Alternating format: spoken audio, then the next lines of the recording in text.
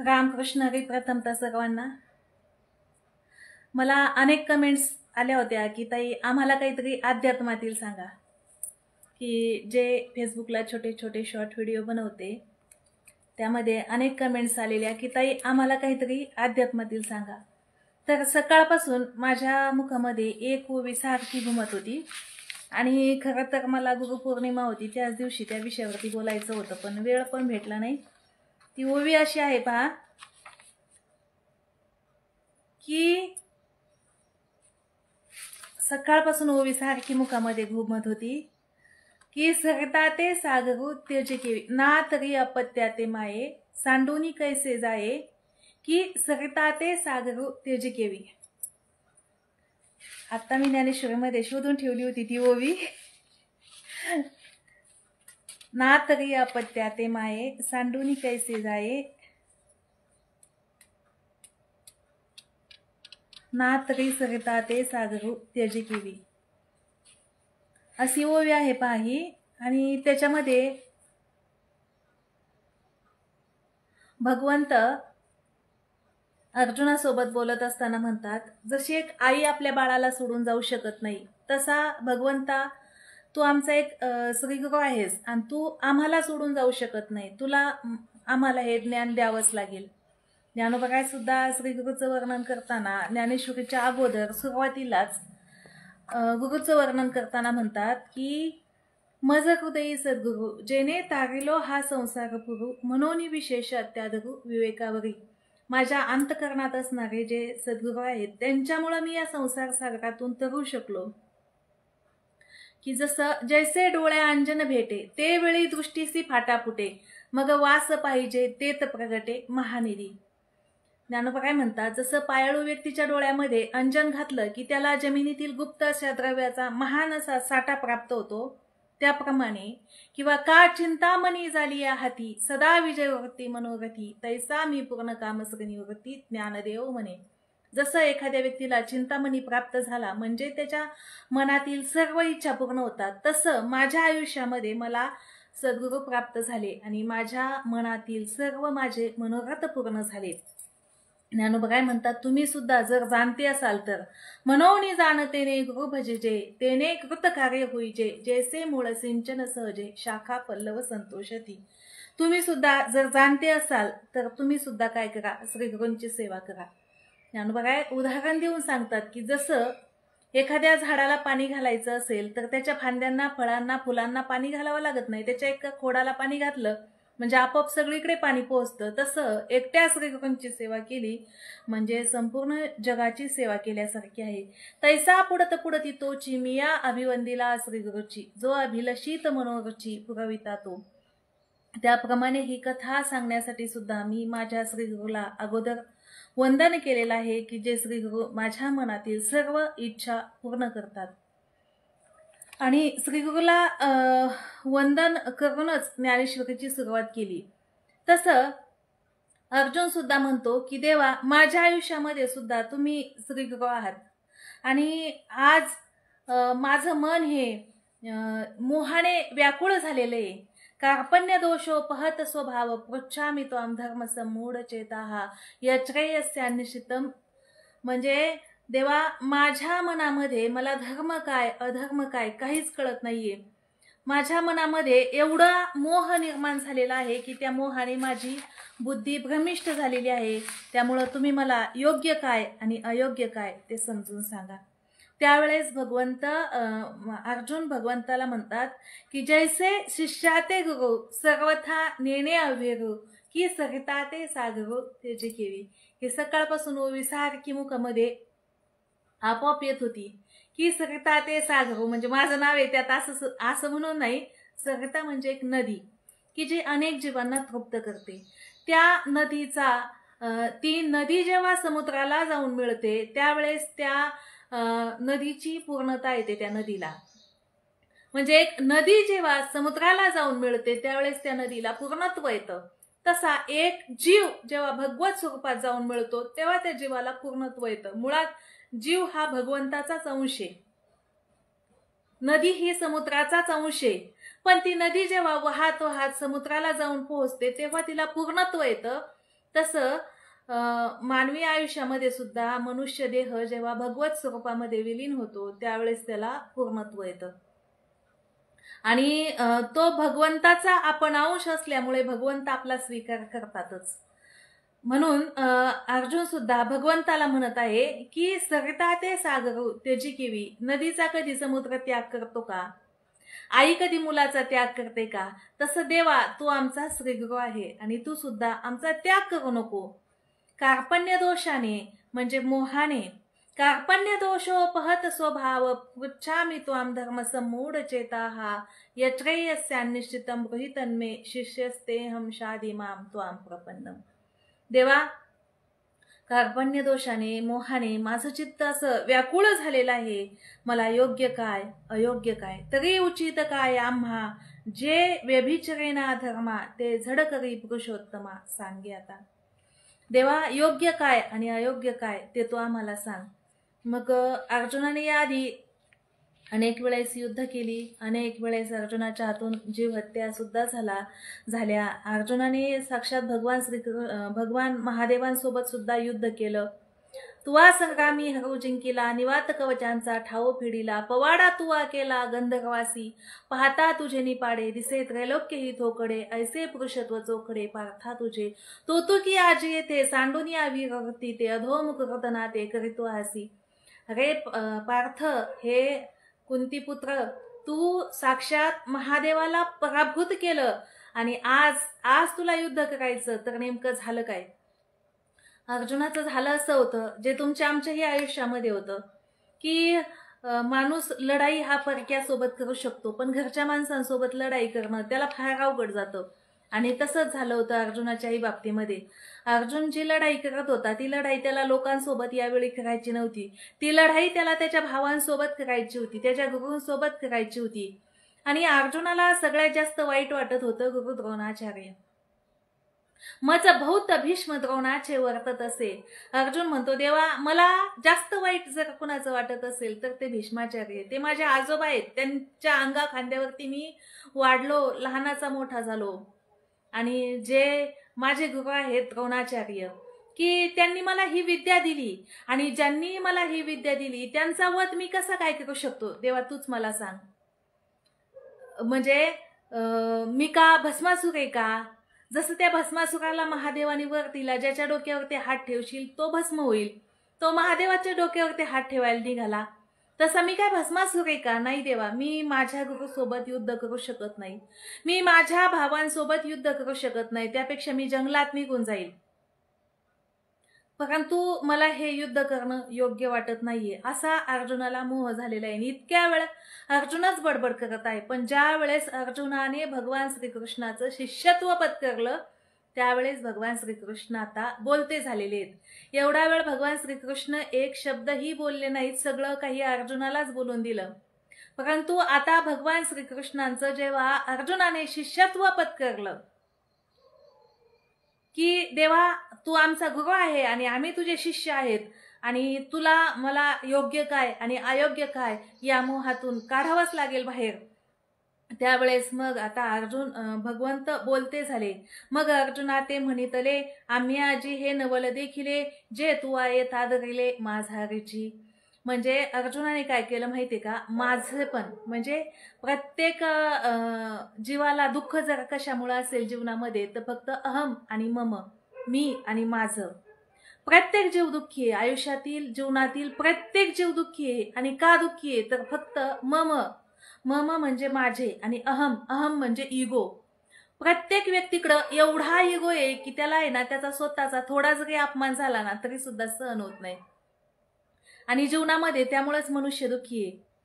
सुखदुःखे समे कृत्वा लाभा लाभो जया जयो. म्हणजे भगवंत सांगतात अरे सुख आलं म्हणून होरपळून जाऊ नका, हुरळून जाऊ नका, आणि दुःख आलं म्हणून होरपळून जाऊ नका. दोन्ही स्थितीमध्ये समान जगा, तर तुम्ही आयुष्यामध्ये सुखी जगू शकता. पण आपल्या आयुष्यामध्ये सुख आलं की आपल्याला आनंद होतो आणि दुःख आलं की दुःख होतं. पण भगवंत म्हणतात सुख दुःखे समे कृत्वा लाभा लाभो जया जयो ततो युद्धायुज्यस्व नैवम प्राप्यम अवाप्स्यसि. युद्धामध्ये तुझा विजय होईल हे तू कशावरून समजतो? अर्जुन म्हणतो देवा माझ्या हातून यांचा वध होईल. तर देव अर्जुनाला म्हणतो तू असं का समजतो की मी मारित आहे मग ते म्हणतो हसी. आणि तू जर नाही मारलं तर हे चिरंजीव राहणार आहेत का? हे एक दिवस मरणारच आहेत. नाशिवंत असलेल्या तू त्यांच्या देहाचा विचार करतो, पण त्यांच्यामध्ये असलेल्या अविनाशी स्वरूप आत्मस्वरूपाचा तू विचार का करत नाही? तू मारलं नाही म्हणजे हे मरणार नाहीत का?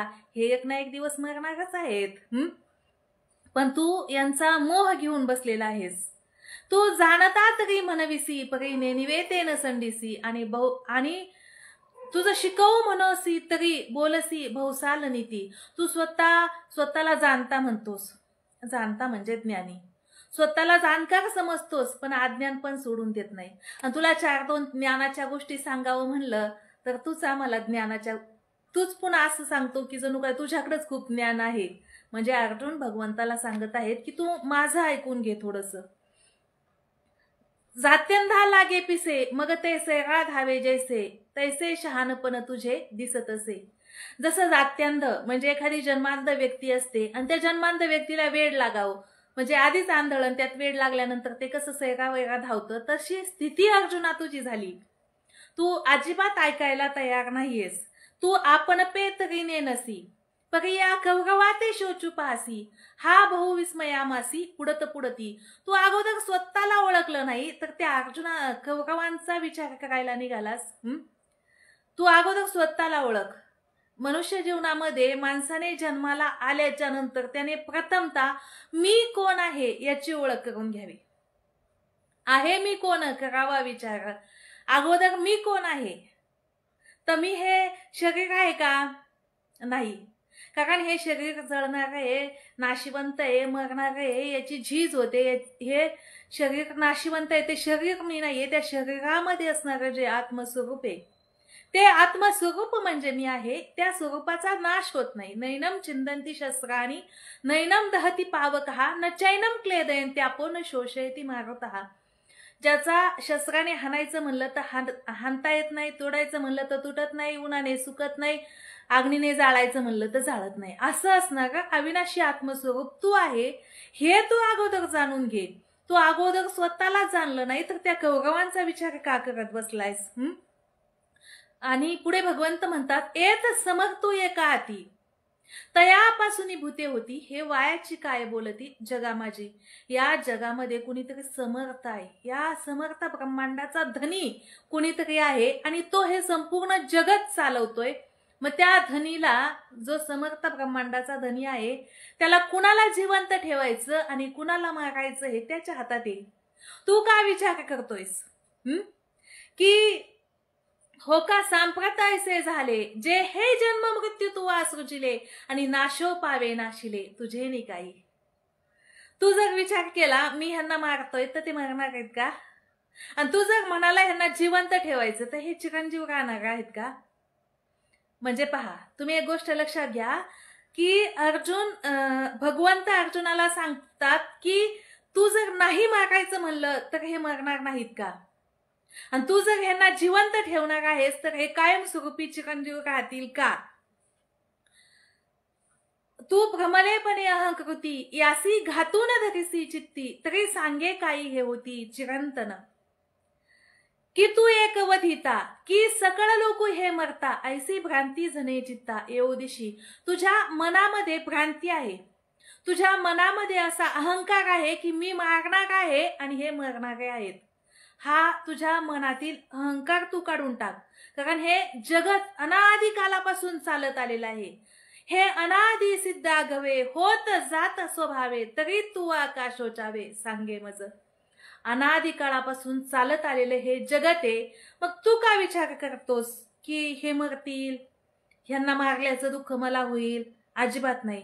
परी मूर्खपणे नेनसी न चिंतावे ते चिंतिसी आणि तू चिनिती सांगसी आम्हा प्रती. आता भगवंत अर्जुनाला एवढ्या हक्काने बोलत आहेत की भगवंत अर्जुनाला म्हणतात तू मूर्खपणे नेनसी. मूर्खपणाने तू स्वतःला जाणलं नाही आणि त्या कौरवांचा विचार करत बसलाय की काय? न शोचावे ते शोचिसी. जे गोष्टीचा विचार करायचा नाही त्या गोष्टीचा तू विचार करत आहे. देखे विवेकी जे होती विवेक विवेक विचार करणारे व्यक्ती जे होतात, जे जाणकार असतात, जे ज्ञानी असतात, ते देहाचा विचार करत नाही. भगवंत म्हणतात, देखे विवेकी जे होती ते देही ते हीन शोचिती, जे होय जाय हे भ्रांती. म्हणून या विवेक विचार करणारा व्यक्ती देहाचा विचार करत नाही. हा देह आज आहे तर उद्या नसेल. जो आधीही नव्हता, नंतरही नाही, आणि मध्ये जो दिसतोय तो भासच आहे. म्हणजे तू त्या नाशिवंत असलेल्या देहाचा विचार करतोय, जे अविनाशी असणारा आत्मस्वरूप आहे त्याचा तू विचार कर. हे भगवंत अर्जुनाला सांगत आहे की अर्जुनाला मोहातून बाहेर काढायचंय. अर्जुनाला मोह झालेला आहे. कुणाचा? कौरवांचा मोह झालेला आहे, आपल्या श्रीगुरूचा मोह झालेला आहे, भीष्माचार्यांचा मोह झालेला आहे, अर्जुनाला त्याच्या नातेवाईकांचा मोह झालेला आहे. आणि हा मोह भगवंताला अर्जुनाला मोहातून बाहेर काढायचे. आणि त्यामुळे भगवंत अर्जुनाला समजून सांगत आहेत की हे उपजे ते नाशे, ते मायावशे दिसे, एकवी तत्वता जे वस्तू असे ते अविनाशची. जे नाश आणि निर्माण हे चालूच आहे. आणि हे अनादी काळापासून नाश आणि निर्माण म्हणजे परिवर्तन हा परिवर्तन हा इथील नियम आहे. आणि हा नियम पूर्वीपासून चालत आलेला आहे. जे निर्माण होतंय त्याचा नाश होतोय, ज्याचा नाश होतोय ते पुन्हा निर्माण होतंय. तू त्या नाशिवंत गोष्टीचा विचार करू नको, तर तू अविनाशी असलेल्या त्या स्वरूपाचा विचार कर. भगवंत पुढे अर्जुनाला म्हणतात, जैसे पवने तोय हलविले आणि तरंगाकार झाले. जसं हवेने पाणी हल्लं गेलं आणि त्याच्यामध्ये तरंग निर्माण झाले, तरी कवनके जन्मले म्हणोये तेथ. पाण्याने हवेने पाणी हल्लं, त्यात तरंगाकार निर्माण झाले आणि थोड्या वेळाने ते वारं शांत झालं, ती हवा शांत झाली, ते वादळ शांत झालं, ते तरंग नाहीसे झाले. आता कवनके निमाले म्हणून येतेत. आता सांग कोण निमालं, कोण त्या ठिकाणी गेलं, कोण वारलं, कोण मेलं सांग. म्हणजे वायूने ते तरंग निर्माण झाले. पवन म्हणजे वारा, त्याच्याने ते तरंग निर्माण झाले. ते शांत झाल्यानंतर तरंग नाहीसे झाले. कोण जन्मलं कोण मेलं. तसा हा संसार आहे. तेच वायूचे स्फुरण ठेले, उदक सहज सपाट झाले, तरी आता काय निमाले विचारे. तसं देहिनोस मिन्यथा देहे कौमारम यौवनम जरा, तथा देहांतर प्राप्तीर धीरस तत्र न मुह्यती. या ठिकाणी भगवंतांनी देहाच्या 3 अवस्था सांगितल्या. एक पहिली अवस्था सांगितली बालपण, दुसरी अवस्था सांगितली त्याची कुमारपण, आणि तिसरी अवस्था सांगितली वृद्धावस्था. मग तो बालपणामधून कुमार अवस्थेमध्ये जातो, मग त्याचा बालपणातला देह मेला का? कुमार अवस्थेतून वृद्धावस्थेमध्ये जातो, मग त्याचा कुमार अवस्थेतला देह गेला का? कोण गेलं या ठिकाणी? कोणीच गेलं नाही. देह आहे तोच आहे. त्या देहाच्या अवस्था झाल्या. तशी देहाची जन्म मरण ही सुद्धा एक अवस्थाच आहे. तो या देहातून त्या देहामध्ये जातो. मरत आत्मा नाही, त्याचं मरत ते शरीर. कोण समजून सांगत आहे? भगवंत समजून सांगत आहेत अर्जुनाला.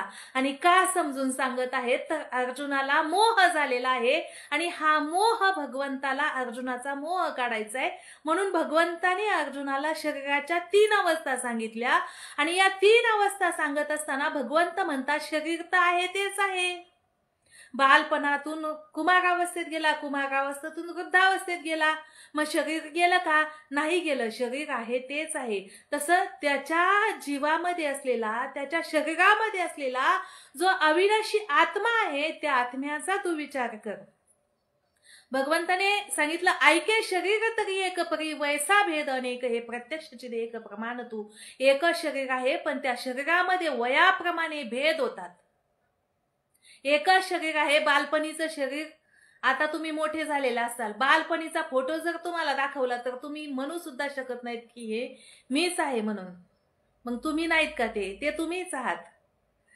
परंतु काय झालं? वयाप्रमाणे शरीरामध्ये भेद झाला. येत कौमारत्व दिसे मग तारुण्य ते भ्रंशे, परी देहचे हाननासे एकेका सरे, तैसी चैतन्याच्या ठाई इये शरीरांतरे होती जाती पायी, तया नाही व्यामोह दुःख. आत्मस्वरूपाच्या ठिकाणी कितीतरी शरीर येतील आणि कितीतरी शरीर जातील, म्हणून शरीराच्या मरणाचं दुःख विवेकी व्यक्तींना अजिबात होत नाही.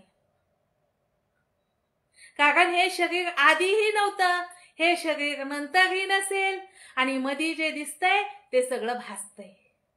मग सत्य काय आहे?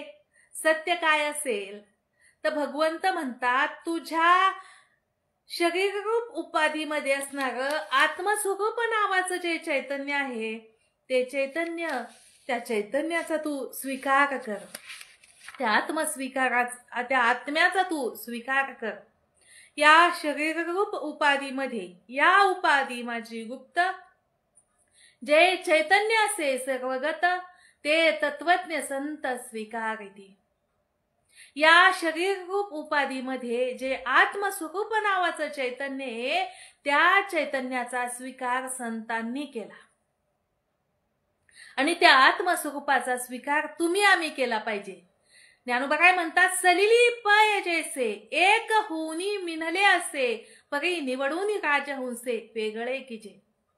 ज्याप्रमाणे राजहंस पक्षी दूध आणि पाण्याची निवड करतो, त्याप्रमाणे संतांनी सार आणि असाराचा विचार केला. मग सार काय आहे तर सार हे आत्मस्वरूप आहे, आणि असार काय आहे तर असार हे शरीर आहे जे नाशिवंत आहे. आणि त्या नाशिवंत शरीराचा विचार अर्जुना तू करू नको. भगवंत अर्जुनाला अजून समजावून सांगताना म्हणतात, ज्ञानोबा काय उदाहरण देतात की अग्निमुखी किडाळ तोडोनी आचो खाळ, निवडिती केवळ जाणीवंत.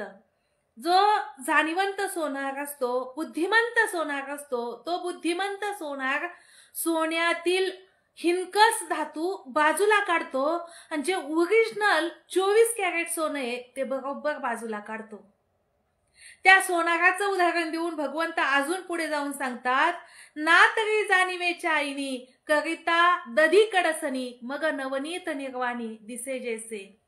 ज्याप्रमाणे दूध आणि दुधापासून दही होते आणि दह्यापासून लोणी होते, पण ह्या सगळ्यामध्ये सार काय आहे तर लोणी आहे. तसं या शरीरामध्ये सार काय आहे तर ते आत्मस्वरूप सार आहे, आणि त्या आत्मस्वरूपाचा स्वीकार अर्जुना तू कर.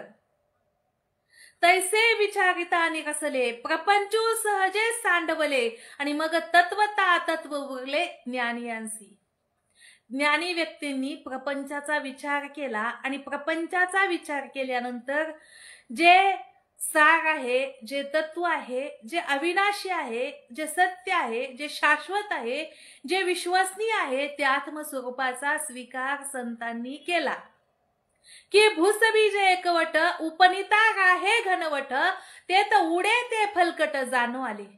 जसं भूस आणि बीज एकत्र केलं, ते भूस आणि बीज एकत्र केल्यानंतर ते उफनलं, उफनल्याच्या नंतर फलकट बाजूला उडून गेलं, आणि जे सार होतं ते सार, त्या साराचा स्वीकार संतांनी केला. म्हणून अनित्याच्या ठाई तया अस्तिक्य बुद्धी नाही, निष्कर्षु दोही देखीला असे. देखे सारा सार विचारिता, भ्रांती ते पाही असारता, अंतरी सारते तत्वता नित्य जाणे. हा लोकत्रयाकारू तो जयाचा विस्तारू, जेथ नाम वर्ण आकारू चिन्ह नाही. हा सर्वदा सर्वग तू जन्मक्षयाती, तू तया केली ही गातू कदा नोहे. आणि शरीर जाता गवे हे नाशिवंत स्वभावे, म्हणून तू वाजून जावे पंडुकुमगा. आलं की नाही तिथंच भगवंत अर्जुनाला एक आणि एकच गोष्ट मघापासून सांगत आहे, म्हणजे तेव्हापासून सांगत आहे जेव्हापासून अर्जुनाला मोह झालाय, तेव्हापासून एकच गोष्ट सांगत आहे की अर्जुना, तू तुझ्या अंतःकरणातला जो शरीराचा मोह आहे तो मोह टाकून दे. आता तुम्हाला एक गोष्ट सांगायची की अर्जुनाला जो हा मोह झालेला आहे तो स्वतःच्या शरीराचा मोह नाहीये. अर्जुनाला त्याच्या नातेवाईकांच्या शरीराचा मोह झालेला आहे की युद्ध केल्याच्या नंतर हे मरतील. मग भगवंत अर्जुनाला सांगत आहेत की तू असं समजू नको की हे मरतील, युद्धामध्ये कदाचित तू पण मरू शकतो. तुला तर गर्व झालाय की हे मरणारे आहेत आणि मी मारणारे आहेत, म्हणून तू हा गर्व पण टाकून दे. हे तू नाही मागलं तरी पण मरणारच आहेत. हेच भगवंत सांगत आहे की हे शरीर मरणार आहे. त्या मरणाऱ्या शरीराचा तू विचार करू नको. या शरीरामध्ये असणारं जे आत्मस्वरूप आहे ते अविनाशी आहे, ते त्रिकालाबाधित सत्य आहे, त्याचा कधीही नाश होत नाही. त्या अविनाशी असणाऱ्या आत्मस्वरूपाचा तू काय कर, तू स्वीकार कर. तरी अर्जुना तू हे नेनसी, जरी तत्वता विचारेसी, तरी वधिता तू नवसी, हे वद्य नवती. तू मारणारा नाही आणि हे मरणारे नाहीत. जैसे स्वप्ना माझी देखीजे, ते स्वप्नीची साथ चापजे, मग चेवनिया पाहिजे तव काही नाही. एखाद्याला स्वप्नामध्ये वाघ दिसला आणि ते स्वप्नामध्ये खूप घाबरलं तर त्याला काय करावं लागेल आता सांगा. एखाद्याला स्वप्न पडतंय आणि त्याला स्वप्नामध्ये वाघ दिसलाय आणि ते स्वप्नात एवढं घाबरलंय त्या वाघाला पाहून, तर त्याला काय करावं लागेल, त्याला औषध काय. ज्ञानोबा काय या औषध सांगताना म्हणतात, स्वप्नीची या घाया. स्वप्नातल्या भीतीला काय औषध, स्वप्नीची या घाया, घाया म्हणजे भीती. स्वप्नीची या घाया ओखद चेवोची धनंजया, ओखद म्हणजे औषध, ओखद चेवोची धनंजया, चेव येणं. त्याला आहे ना स्वप्नात वाघ दिसलाय, त्या वाघाची भीती घालवायची असेल तर त्याला काय यावं लागेल, चेव. चेव हा खरा शब्द आहे, आपण म्हणजे तेच, त्याला जाग यावी लागेल, जाग. ओखद चेवोची धनंजया तव अज्ञानया, ज्ञानची खडग. स्वप्नातल्या भीतीला जसं जाग होणं हेच औषध आहे, तसं मानवी जीवनातील अज्ञान घालविण्यासाठी ज्ञान हेच महान शस्त्र आहे.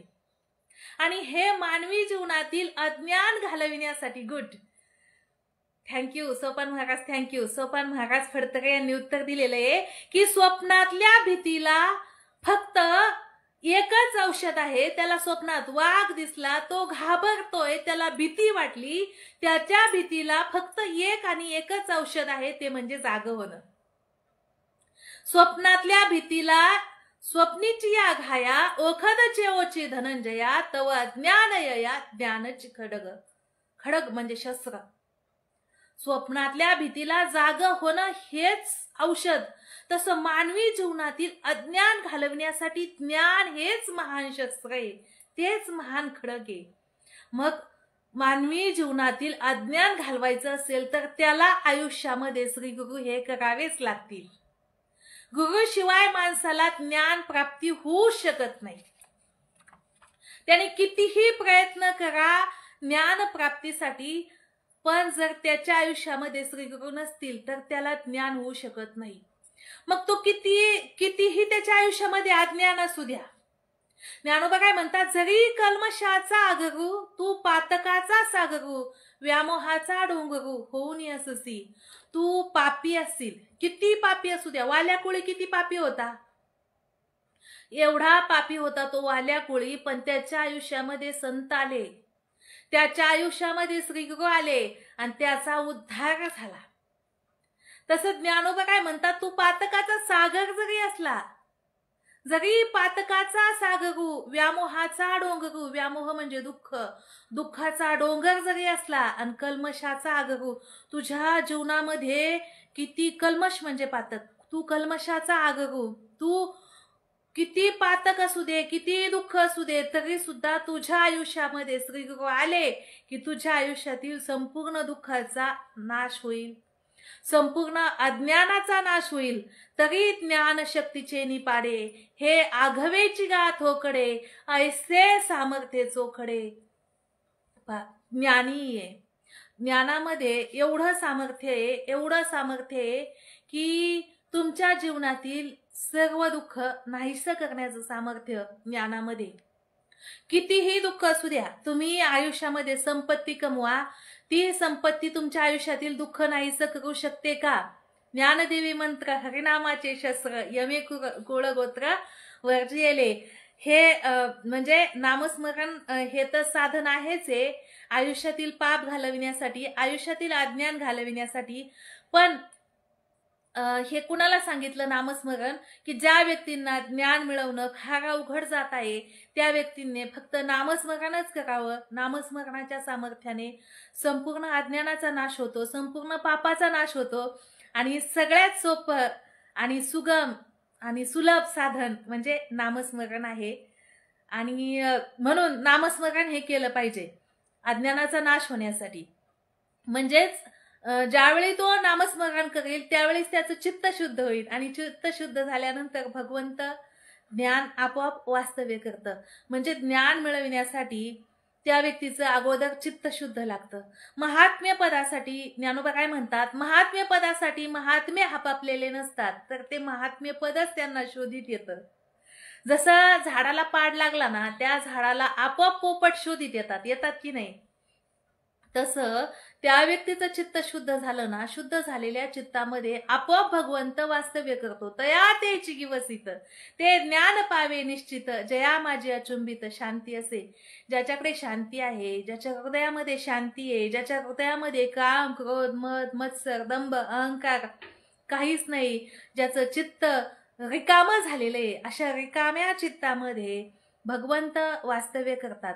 म्हणजे ज्यावेळी अंतःकरणातील सगळे विकार निघून जातात त्यावेळी भगवंत त्या चित्तामध्ये वास्तव्य करतात. म्हणजे साक्षात भगवंत म्हणजे ज्ञानच आहे आणि ते ज्ञान त्याच्या अंतःकरणामध्ये वास्तव्य करतं. नवे नवे ती ज्ञानाची मूर्तीच होते, तू तव ज्ञानाचीच मूर्ती. आणि अशा ज्ञानी व्यक्तीसमोर ज्ञानोबा काय म्हणतात, देखे विश्वभ्रमायसा जो अमृताचा कडवसा, तो जयाची या प्रकाशा पुरेची ना. ती व्यक्ती म्हणजे साक्षात ज्ञानाचा प्रकाश असतो.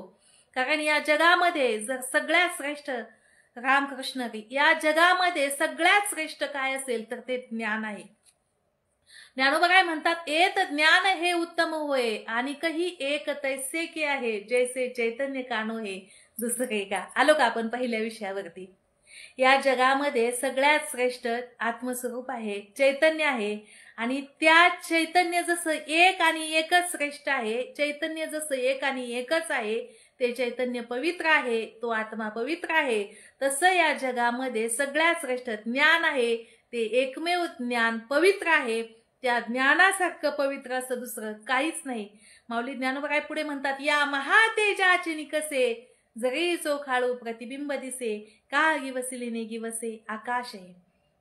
आकाशाला कवटाळण्याचा प्रयत्न केला तर ते शक्य होईल का? शक्य होणार नाही. तसं या ज्ञानाला दुसऱ्या कशाचीच उपमा देता येत नाही. हे ज्ञान एवढं पवित्र आहे की भगवंत म्हणतात, ना तरी पृथ्वीचे निपाडे कांटाळे जरी जोडे. जसं पृथ्वीच्या वजना इतकी वजनदार दुसऱ्या कोणती वस्तू भेटणार नाही, तशी ज्ञानाला सुद्धा दुसऱ्या कशाची उपमा देता येणार नाही. तरी उपमा ज्ञानी घडे पंडुकुमरा. जर पृथ्वीच्या वजना इतकी वजनदार दुसरी कोणती वस्तू मिळाली तरच ज्ञानाला उपमा देता येईल. जर आकाशाला गवसणी घालता आली तरच ज्ञानाला उपमा देता येईल. जर सूर्याच्या प्रतिबिंबा इतकं, सूर्याच्या प्रतिबिंबासारखं दुसरं प्रतिबिंब भेटलं तरच ज्ञानाला उपमा देता येईल. किंवा ज्ञानोबा काय म्हणतात, जैसी अमृताची चवी निवडीजे तरी अमृताची सारखी म्हणीजे, तैसे ज्ञान हे उपमीजे. ज्ञानीसीची अमृताची चव कशासारखी सांगाल तुम्ही, दुधासारखी, पाण्यासारखी, कशासारखी सांगाल? नाही, अमृताची चव ही अमृताच्या सारखी आहे. तशी ज्ञानाची उपमा ही ज्ञानालाच देता येते. या जगामध्ये सगळ्यात श्रेष्ठ जर काय असेल तर ते ज्ञान आणि आत्मस्वरूप आहे. आणि भगवंत अर्जुनाला तेच तर सांगत आहेत ना, अरे तू तुझ्या आत्मस्वरूपाचा विचार कर, तू ज्ञान प्राप्ती कर, तर तुझ्या अंतःकरणातील हा काय जाईल, मोह जाईल. म्हणून अगोदर जीवनामध्ये ज्ञान प्राप्तीसाठी श्रीगुरु येणं फार महत्वाचं आहे. कारण जीवनामध्ये आपण असंही ज्ञान मिळवू शकतो. तुम्हाला माहिती आहे एकलव्याने ज्ञान मिळवलं होतं, पण त्या एकलव्याच्या ज्ञानाचा काही उपयोग झाला का? तसं श्रीगुरु शिवाय आपण ज्ञान मिळवू शकतो. घरामध्ये ज्ञानेश्वरी वाचून सुद्धा आपण ज्ञान मिळवू शकतो. परंतु जर आयुष्यामध्ये श्रीगुरु नसतील, हे बघा, आई नसताना मूल लहानाचं मोठं होत नाही का? पण आई असताना मूल जे लहानाचं मोठं होतं आणि आई नसताना मूल लहानाचं मोठं होणं, या दोघांच्याही जगण्यातला फरक आहे.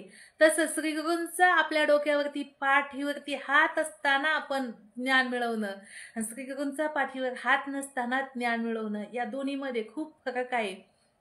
जर आपल्या आयुष्यामध्ये श्रीगुरु नसतील तर आपण 6 शास्त्रांचा जरी अभ्यास केला 6 शास्त्रीय अभ्यास श्रीगुरु वाचूनही गेला फोसलस निपजले उसागरी कणस रस बीज ना काहीच. उसाला जसं कणीस येतं त्या कणसाला रस ना बीज, काय उपयोग आहे का त्या कणसाचा? तसं श्रीगुरु शिवाय ज्ञान मिळवलं तर त्या ज्ञानाचा काहीच उपयोग नाही. अगदी 6 शास्त्रांचा 18 पुराणांचा जरी अभ्यास केला आणि श्रीगुरुला शरण नाही गेला तर ते ज्ञान व्यर्थ आहे. म्हणून आयुष्यामध्ये श्रीगुरु करा. एक जणाने मला सहज विचारलं, ताई तुम्ही एवढं श्रीगुरूंचं महत्व सांगता तर आयुष्यामध्ये श्रीगुरु आले तर काय होईल? मग त्यावेळी तिथे एक सफरचंद होतं, मी ते घेतलं. त्याला विचारलं, या सफरचंदामध्ये किती बिया असतात? आता सांगा मला तुम्ही, सफरचंदात बिया किती असतात? किती बिया असतात सफरचंदात? सफरचंदामध्ये 5 किंवा 3 बिया निघतात. तो म्हणाला, ताई या सफरचंदामध्ये 5 बिया आहेत. म्हणलं मग हे जर 5 बिया लावल्या तर किती झाडं तयार होतील? म्हणला 5. म्हणलं 5 झाडांना किती सफरचंद लागतील? म्हणला सफरचंदाची बरसात होईल म्हणला. म्हणलं तसं आयुष्यामध्ये श्रीगुरु आले तर ज्ञानाची बरसात होईल आणि अज्ञानाचा नाश होईल.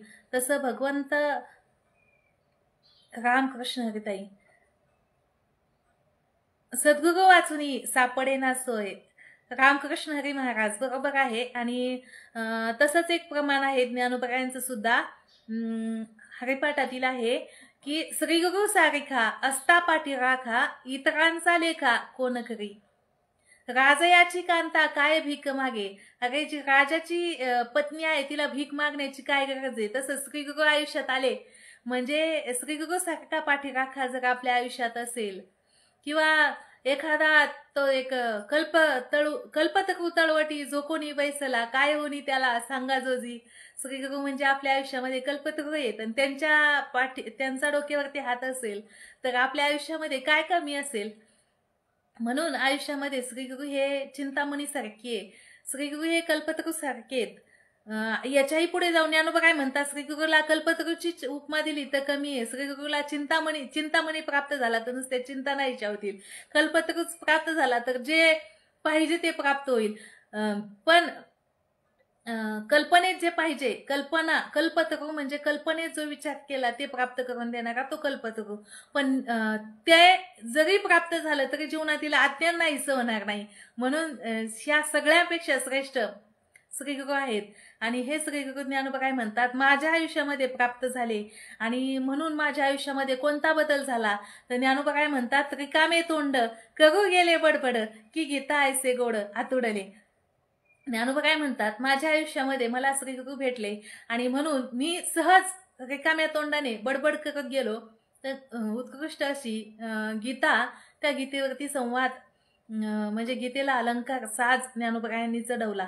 ते म्हणजे माझ्या आयुष्यातील श्रीगुरु निवृत्तीनाथ यांच्यामुळे.